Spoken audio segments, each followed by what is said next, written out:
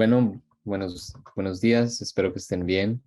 Estamos en una nueva edición de Gestos de la Poesía 2022 y estamos con la poeta Subhra Sengupta. Ella se identifica como una mujer del sur de Asia, de Bengala, y escribe tanto en bengalí como en inglés. Las obras de Subhra se basan en su memoria cultural, la cual tiene cerca de sí misma. Poeta y educadora apasionada, actualmente es la directora de una escuela secundaria para niñas. Tiene una maestría en geografía y una segunda maestría en educación. Más allá de su carrera académica, Sengupta es un artista de performance y participa regularmente en su forma de arte. Ha recibido formación en poesía performativa y recitación. Subhra ha ganado premios y reconocimientos por su recitación a nivel estatal y nacional. Es una artista vocal experimentada que trabajó en la estación de radio Akashvani al principio de su carrera. Como poeta y dramaturga, ha dirigido teatro y espectáculos de danza en Bengala.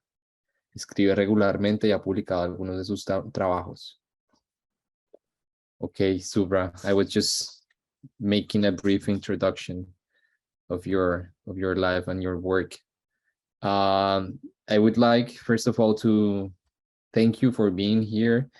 And I wanted to kick off this conversation by asking, because I'm always very curious into other artists and writers' lives, perhaps what are the most difficult things for you when writing and creating poetry and performance? Maybe you can talk, I don't know, you can take it how in any way you want, whether it's a material difficulty or a stylistic one or a thematic or, you know, or more related to the craft or something like that. But it would be nice to hear you talk about it. Very much. Thank you, Santiago. And thanks again to Icaro Valderrama, my friend. I actually met him in Kolkata Poetry Conference in India. And I told him about my poetry. And he encouraged me to send a video clip. And I came to know about this event, and I'm very much interested. And you know that I sent a piece of poetry written by me and translated by my daughter and me. And this poetry is totally based on some historic events, and for the woman were deprived from the time immemorial and from the dawn of the civilization. I just want to depict the vivid description and too many incidents from history and some epics. And till nowadays, it's going on and going on in our society. So to depict the situation of, and it's very hard to write on these incidents, but in day-to-day life, which I'm experienced here, I just want to write through my pen. Thank you, Subhra. Subhra básicamente dijo que conoció, que le dio las gracias a Ícaro, lo conoció en Calcuta, y el poema de la antología está basado en algunos hechos históricos, así como en algunas épicas tradicionales de la literatura bengalí e india. Y para ella una de las cosas más difíciles ha sido representar como ciertos hechos o como cierta situación de las mujeres y de incidentes de violencia de género en su propia poesía.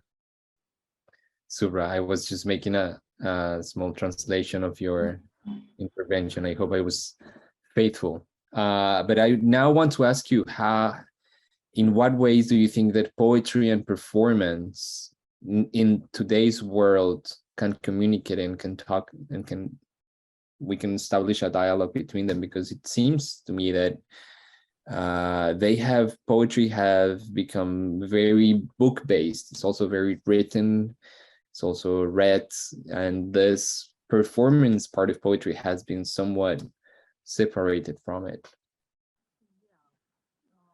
Performance poetry is a modern technique, and it is very much accessible to the mass. The poetry, when comes on stage through performance, it is very easy to communicate with the people.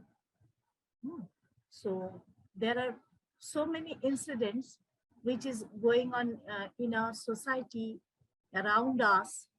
When we perform it on stage, then it is too much easy to connect the people with those incidents, and they can understand the actual scenario of the woman or human being in the society, and the interaction of man and nature thoroughly.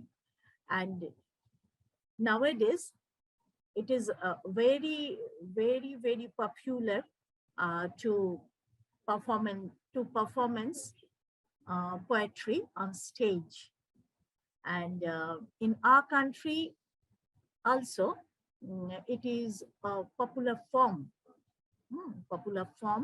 to represent poetry through performance on stage. I understand, and that's very illuminating. Subhra estaba hablando de cómo cuando se reproduce o se hace una representación poética en un escenario, es muy fácil comunicarse con el pueblo y es muy fácil conectar con la gente, dado que la gente, al ver cómo ciertos incidentes, por ejemplo, la interacción entre el hombre y la naturaleza, se representan por medio de la voz humana, logra una conexión emocional más fuerte. Y Subhra también menciona cómo este tipo de representaciones es una forma muy popular en su país.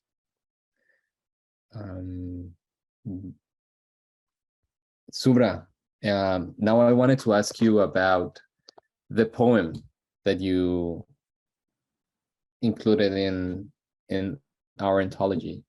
Perhaps you can talk a little bit more about the references, because I was interested in that when I was translating it.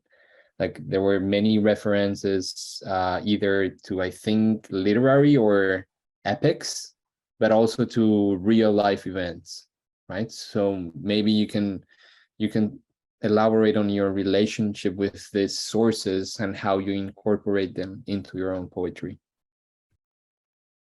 Yes, actually, I use some references from our epics, Mahabharata and Ramayana, two main epics of India, and very popular epics. And it is totally related with the social life of India.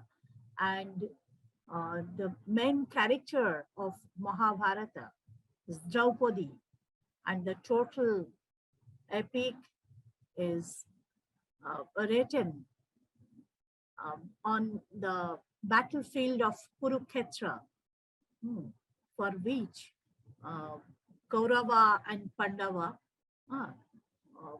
both are fighting.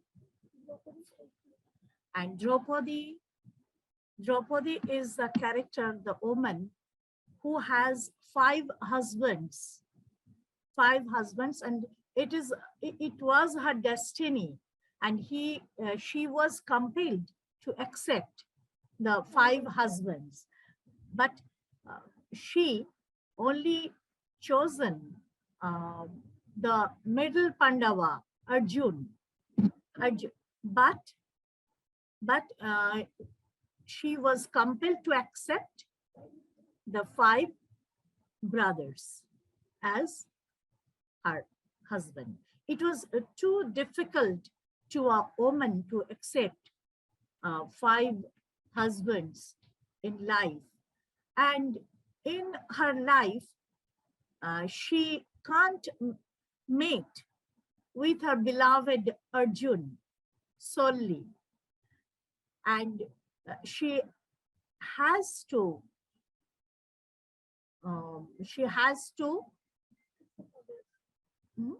accept others.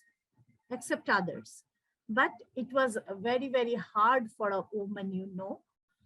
And it was a torture to a woman, I think so.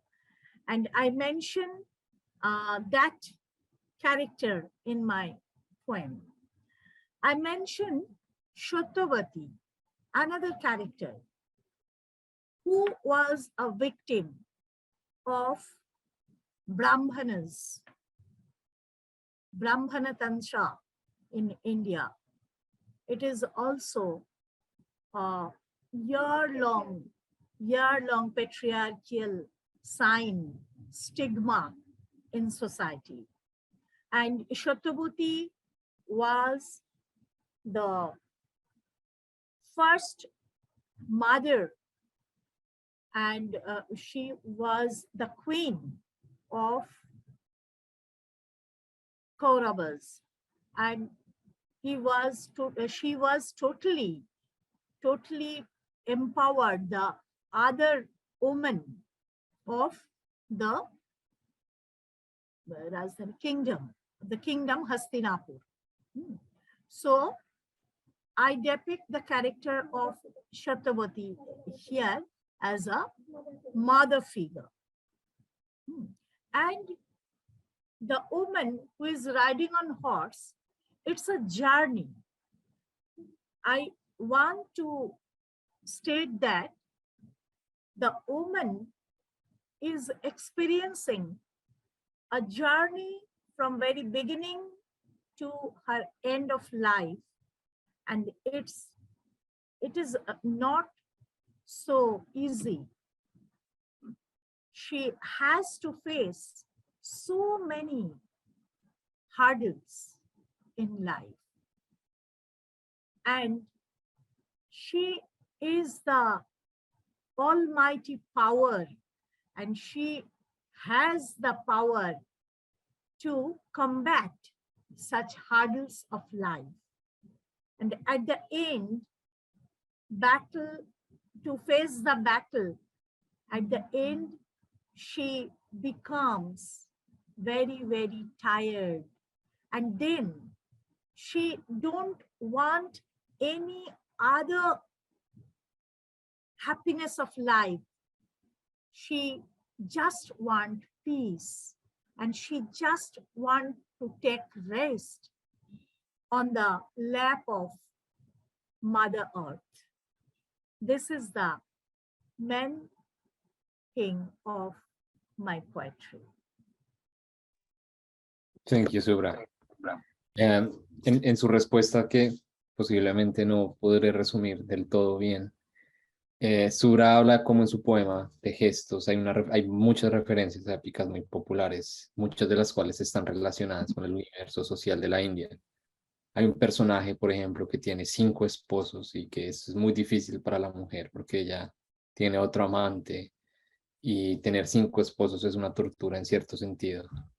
Hay otro que es víctima de otras vejaciones, y el personaje principal del poema es una mujer que va a caballo, y esta mujer recorre un camino que experimenta, que más o menos es una alegoría desde el comienzo al final de la vida, y que no es nada fácil, ¿no? Porque tiene que enfrentar muchas dificultades, pero esta mujer tiene un poder sobrepoderoso y logra de alguna manera sobreponerse a todas estas dificultades, pero al final está muy cansada, y por eso es que se tira sobre como el regazo de la madre tierra para descansar.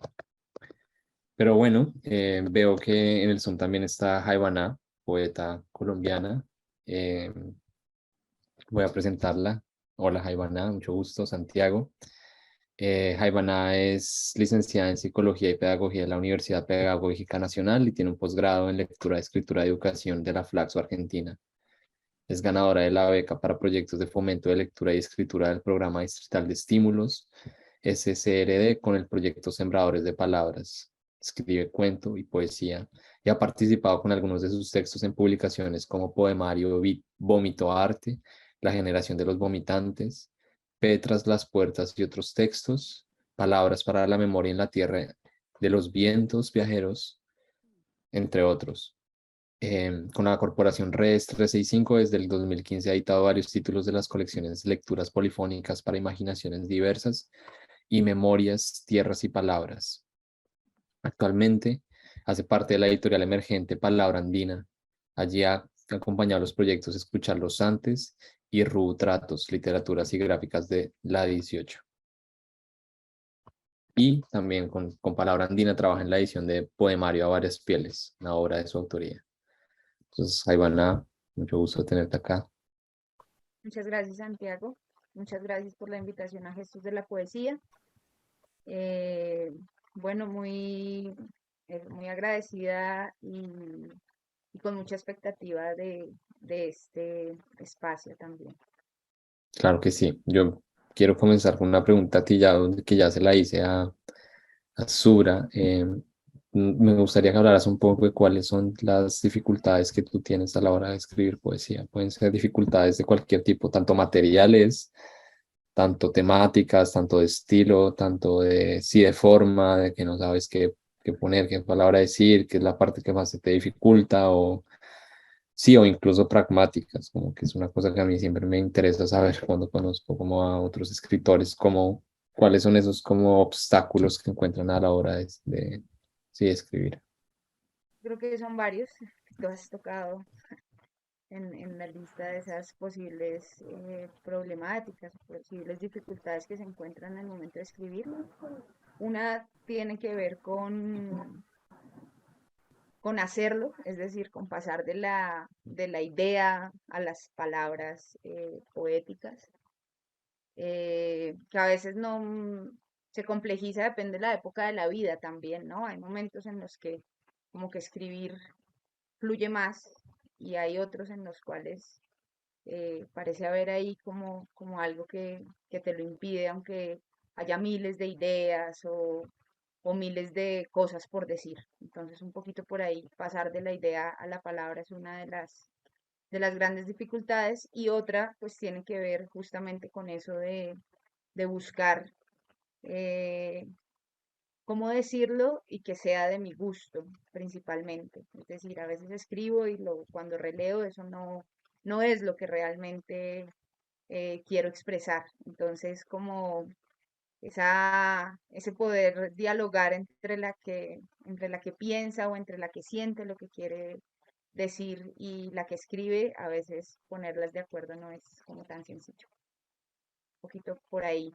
Y bueno, ya vienen temas de estilo, yo no soy, eh, no he estudiado literatura, no es como mi campo, es algo más espontáneo esto de escribir, lo hice desde pequeña, pero tampoco soy súper estudiosa de la poesía o súper estudiosa del estilo.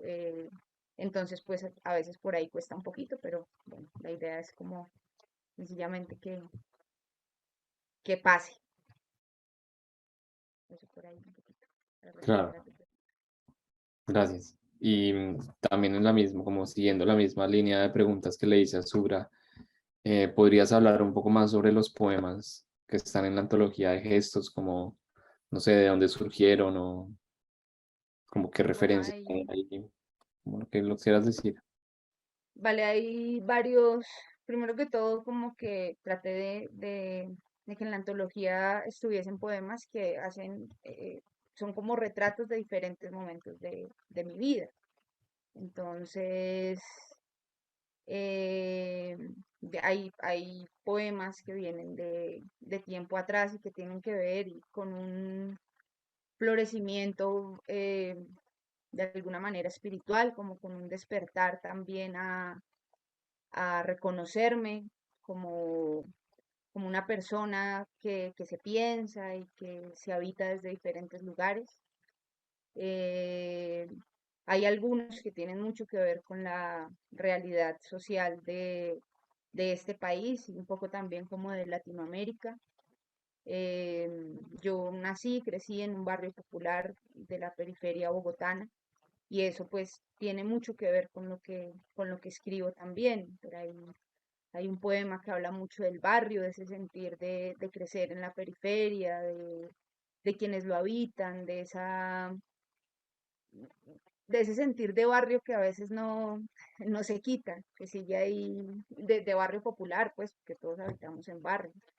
Y que para mí siempre fue mucho tiempo como no tenía tanta importancia, nunca lo pensé tanto hasta regresar hace unos años durante la pandemia a vivir acá y sentir que así había algo que me trazaba de este territorio y un poco como reconocerlo también como parte de lo que soy, pues por supuesto parte de lo que escribo. Em, y también ese sentir del barrio, ese sentir de la periferia de las ciudades en relación con una raíz campesina, con una raíz que hay un llamado también por ahí del campo, de la siembra. Hay un poema ahí que se llama La vida nuestra, que es uno de mis poemas míos favoritos y que es un homenaje a ese hacer de los campesinos, de quienes buscan su vida en la tierra, en el sembrar, en el cultivar, y es un poco eso. Y otro, como te digo, son como varios momentos diferentes, y que ha sido también muy importante y que cada vez más traza como una línea en mi poesía, es el encuentro con el ser mujer y el encuentro con otras mujeres. No necesariamente desde el feminismo, pero sí como desde una comunión con lo que significa ser mujer, con un poco lo que hablaba también la poeta y es esas historias que sí tienen que ver y que sí nos marcan en cada territorio, en cada geografía, cuando es estos cuerpos, o cuando son estos cuerpos los que habitamos y esta cultura y esa marca también que nos dice que ser mujeres de alguna manera. Eso como a grandes rasgos. Gracias, Jaibaná.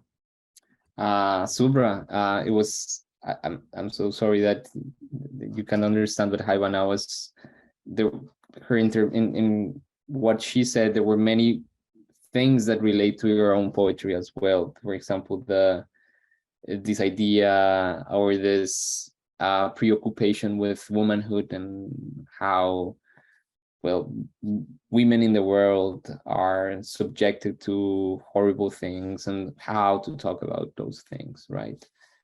And in that sense, I want to ask you whether if this is your only poem exploring those themes, or is that something that we can see throughout your work, and like, what are you trying to do with that? What are you trying to say? What is it that you want to convey by having this voice that contains so many women voices? Actually, I want to convey on this through this poem that women are not only the sex symbol.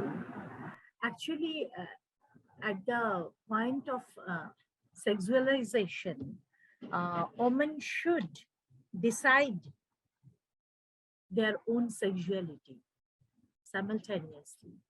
And this is the main point.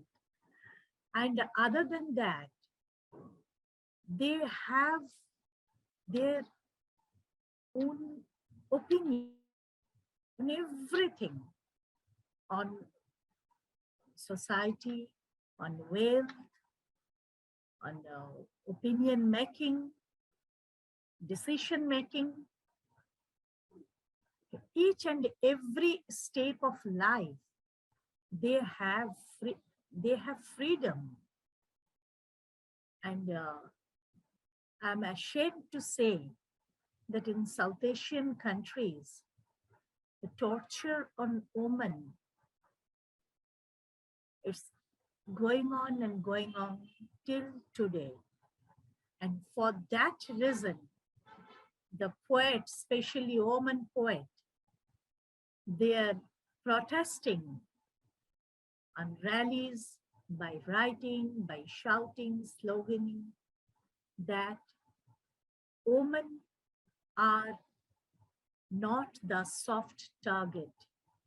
They are just human being, just like a man. And like a man, she have every right to choose about their sex, about their profession, their writing, their wearing, and everything. But still today, you see that patriarchal society burdened the woman on various ways, and the women are chained everywhere.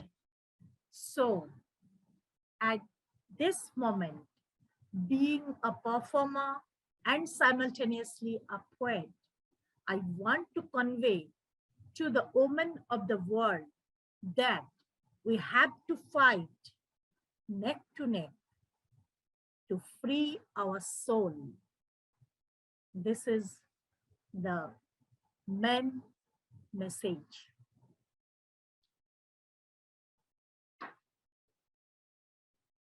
Thank you, Subhra. Subhra dice que en su poesía ella intenta transmitir la idea de que las mujeres no son solamente un símbolo sexual. Ella rechaza por completo esta sexualización del cuerpo femenino. Y como poeta y como performer, ella busca hacer de su arte una protesta para que las mujeres puedan tener libertad en cada etapa de su vida, especialmente, y ella habla de cómo en el país, en el sudeste asiático, todavía continúa una tortura a las mujeres, y por eso ella quiere dejar muy claro en su poesía que las mujeres no son un objeto y que como cualquier otra persona tienen todos los derechos y merecen elegir sobre cuestiones de sexualidad, libertad, etc. Jaibaná, pues, o sea, ya continuemos este diálogo y no sé si tú quieres agregar algo sobre eso. Bueno, creo que nos encontramos en eso con Subhra, que creo que siempre también estamos buscando eso, que, que si bien vivimos contextos sociales quizás diferentes para las mujeres y contextos sociales y culturales en general distintos, es muy importante, o es como la apuesta también personal desde la poesía que se escribe, es que todas las personas, pero sí como con una apuesta muy importante por lo que sucede con las mujeres, podamos ser libres en cualquier momento de nuestra vida y tomar las decisiones con esto que tenemos, con esta manera que tenemos de habitar eh, el mundo, la tierra, que es nuestro cuerpo, nuestro pensamiento, nuestras ideas, nuestro sentir. Sentir que sigue siendo muy encerrado, muy enjaulado, aunque parezca que cada vez tenemos más libertades. Lo cierto es que seguimos bombardeadas a través de los medios de comunicación, a través de algunas ideas anquilosadas aún de lo que supone ser mujer en nuestras sociedades, familiarmente, el peso que tiene muchas veces, por ejemplo, ser madre, cómo nos expresamos, nos seguimos expresando sobre las mujeres en entornos cotidianos, incluso cuando esos entornos cotidianos abogan por la libertad de las mujeres. Es decir, tenemos el patriarcado súper interiorizado, el patriarcado parece a veces como circularnos por las venas y yo creo que es como la apuesta es porque hagamos una transfusión y podamos un poco ir sacando eso que nos circula y conectarnos de otras maneras y comprendernos también y relatarnos y narrarnos de otras maneras a las mujeres y a las personas en general y a los seres en general. Em, Veo que no nos queda tanto tiempo, entonces quizás quisiera terminar pidiéndoles a cada una de las poetas que nos hablara un poco también de con quién establecen diálogos, cuáles son como sus referentes, un poco como poéticos últimamente, porque yo creo que la poesía también es como una construcción colectiva, es una voz múltiple.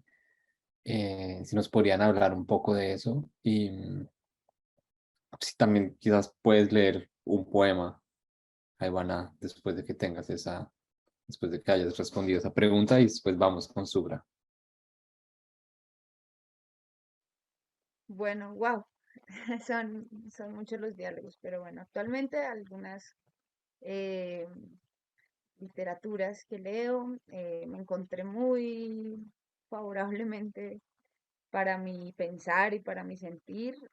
Hace poco no lo había leído a Maurice Maeterlinck y ha sido como eh, un encuentro bien interesante desde esa narrativa biológica que hace, como despierta ciertos placeres y ciertos gustos en mí también por los otros seres que habitan la Tierra y por ahí pues también tiene cierta influencia.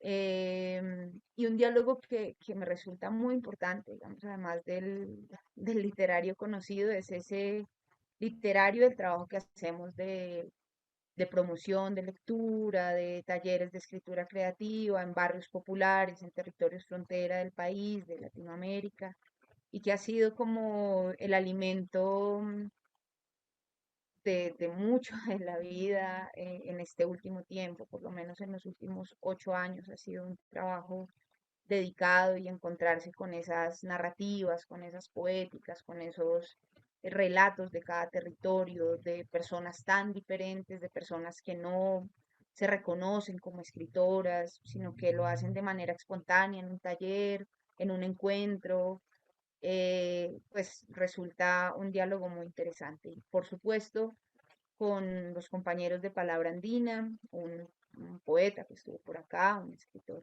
que es amigo y admiramos mucho, que es Pablo Peregrino, y que siempre pues estamos como por ahí en constante diálogo sobre la vida y también sobre este hacer y sobre este gusto por la poesía y por la literatura. Entonces, eso y creo que como el cotidiano, ¿no? Y también con muchas mujeres amigas que ya sea como profes o como escritoras o como lectoras o mujeres que se dedican a cualquier oficio, pero que con su forma de habitar el mundo, de vivir, de comprender la vida y a los otros, pues siempre van poniendo alguna palabrita, alguna idea en lo que luego se convierte en poesía.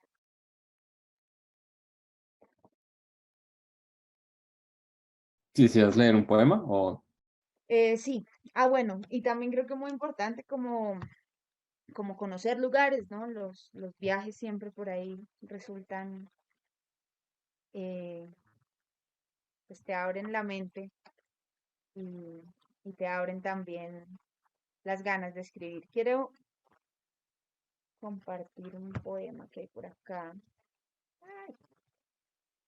y que tiene que ver justamente con esas montañas que se encuentran en el camino. Se llama Ruego personal a una montaña. Montaña del amor del viento, regálame otro respiro que aún mi espíritu sigue vivo. Veo desde el nevado correr el agua que alimenta el alma de toda esta tierra. Montaña del furor de fuego, ábreme espacio en tu adormitada roca para amamantarme.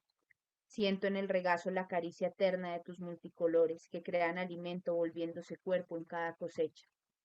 Montaña del calor del astro, cántame en las noches la melodía verdadera que tu vida encierra.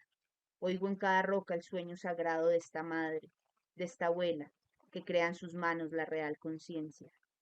Montaña del sabor del agua, báñame en tu vientre que aún descubro ajenas en este tiempo las casas en llamas que me resguardan. Huelo en tus entrañas un dolor que crece, que lucha y mantiene tu cuerpo vivo para quienes vienen.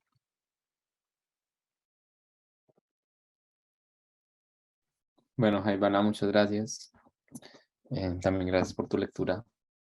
Y Subhra, now I want to turn to you. I just asked Jaibaná if she could talk a little bit about, and I'm asking you as well, I would like to hear you.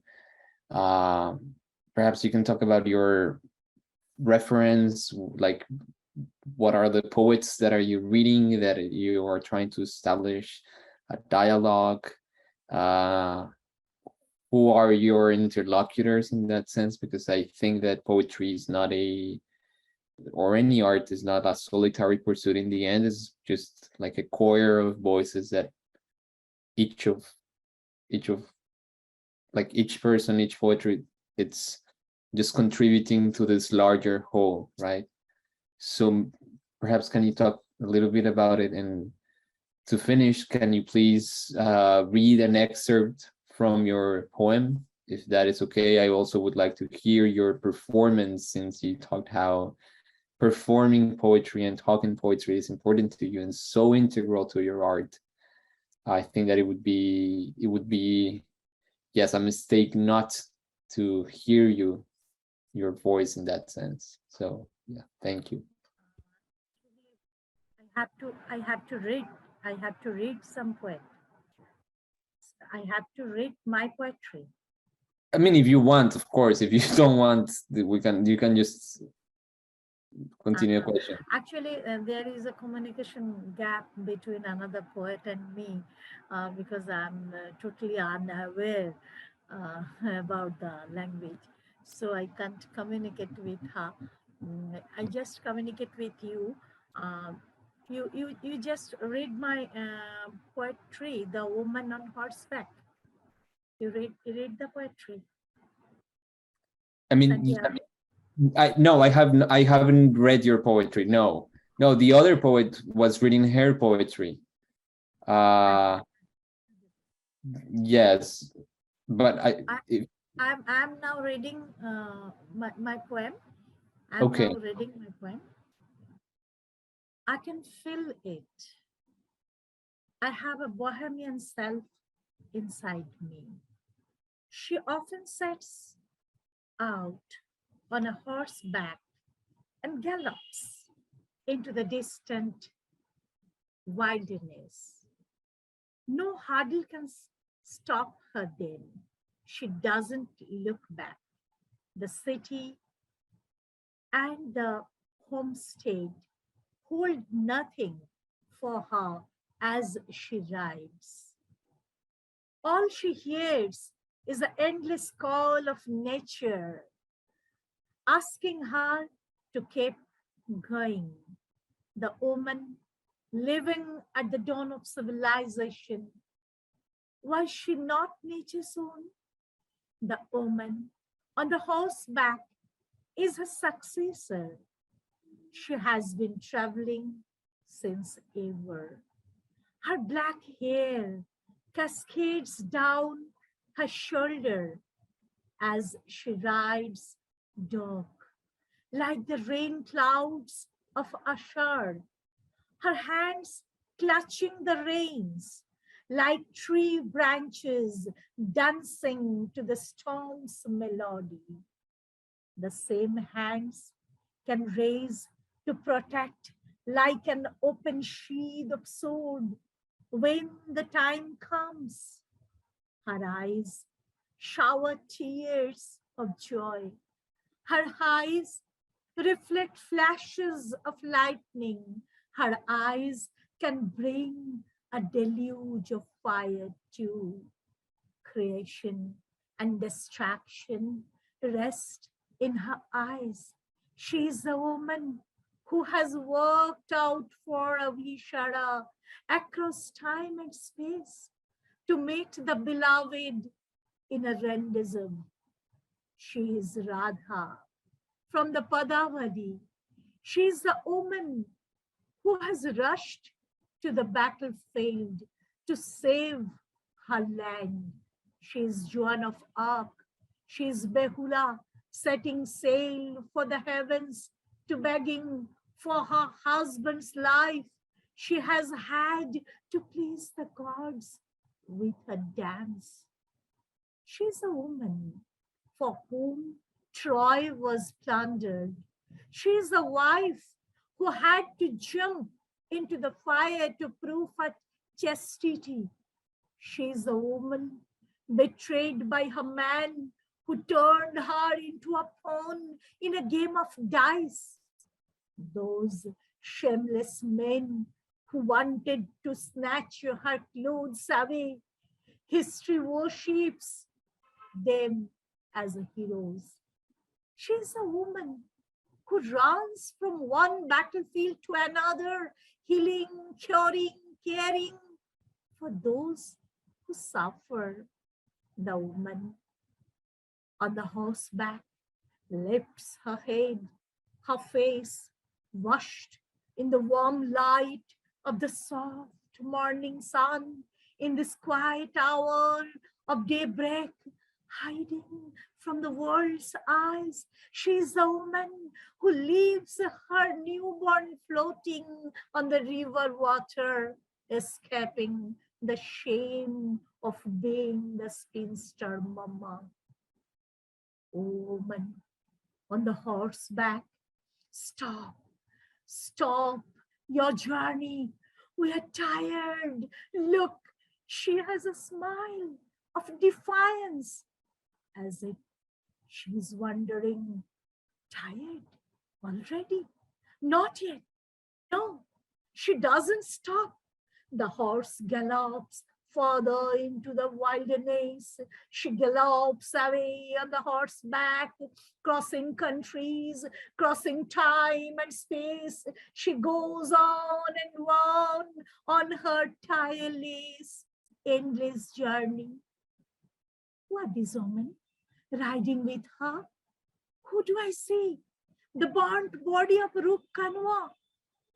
And next to her, the mutilated body of a young girl, and the girl child stabbed by the killer Trishul. Who could never see the light of this world? To her right lies the naked body of a girl. Nirvaya sleeps to her left. The bloodied vaginas of 9-year-olds, clots of blood over there. The hay fields. The woman on the horseback, she is that. All they want is a woman's vagina. They don't care if she is young or old or sick. They come hunting for the woman's vaginas. They want to reduce women to the vaginas. Horrified, she comes to a halt, falls down on her face, thumping into the ground, into the lap of Mother Earth. She and Earth, the earth and the woman cry together. Their cries spread over the world, drowning all the other noise. All is quiet now. The horse, too, is mourning. The woman will never ride again. Now she is searching for peace under the vastness of skies, in the lap of a Mother Earth. Now you want to find her. Don't look for her anymore. No more. No more.